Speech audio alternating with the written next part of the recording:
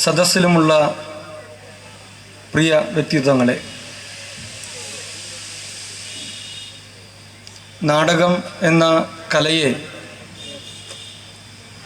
ഇരിങ്ങാലക്കുടക്കാർ ഹൃദയത്തിൽ ഏറ്റുവാങ്ങി എന്നതിൻ്റെ തെളിവാണ് ഇത്രയേറെ ആളുകൾ ഈ ഉദ്ഘാടന ചടങ്ങിൽ പങ്കെടുക്കുന്നു എന്നുള്ളത്. ആദ്യമായി ഇതിൽ പങ്കെടുക്കുന്ന നിങ്ങൾ ഓരോരുത്തരെയും ഞാൻ ഹാർദമായി അഭിനന്ദിക്കുകയാണ്. കല എന്ന് പറഞ്ഞാൽ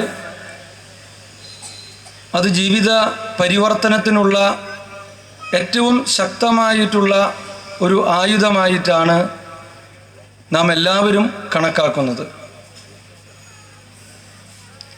ആ കലയുടെ ശക്തി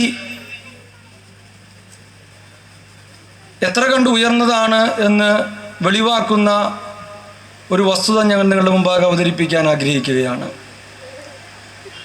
CNN പ്രശസ്ത പത്രപ്രവർത്തകനായിട്ടുള്ള ബെർണാഡ് ഷാ യുദ്ധമുഖത്തെ വാർത്തകൾ പ്രസിദ്ധീകരിക്കുന്നതിന് വേണ്ടി, റിപ്പോർട്ട് ചെയ്യുന്നതിന് വേണ്ടി CNN അദ്ദേഹത്തെ നിയോഗിക്കുകയാണ്. യുദ്ധമുഖത്തെ കൊടിയ ക്രൂരതകൾ കണ്ട് മനം നൊന്ത അദ്ദേഹം കുറിച്ചു വെച്ച ചില വാക്കുകളുണ്ട്. വിപ്ലവകാരികളായാലും പ്രതിവിപ്ലവകാരികളായാലും ഭീകരവാദികളായാലും അവർക്കല്പം കലാബോധമുണ്ടെങ്കിൽ അവർ തോക്കിന് പകരം പേനയെടുക്കുമെന്നാണ് അദ്ദേഹം കുറിച്ചു വച്ചിട്ടുള്ളത്.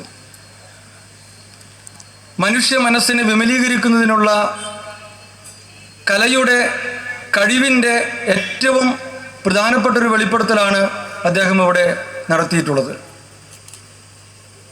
ആ കലയെ ഹൃദയത്തിൽ ഏറ്റുവാങ്ങിയതിൻ്റെ പ്രതിഫലനമാണ്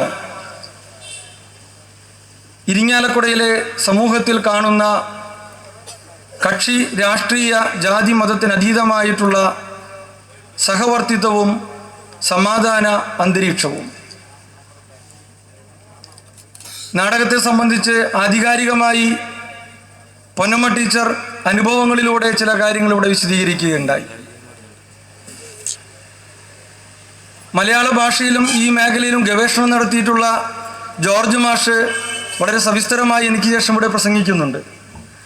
അത്തരമൊരു വേദിയിൽ ഏറെ ദീർഘിച്ച ഒരു പ്രസംഗത്തിന് സാങ്കത്യമുണ്ടെന്ന് ഞാൻ കരുതുന്നില്ല.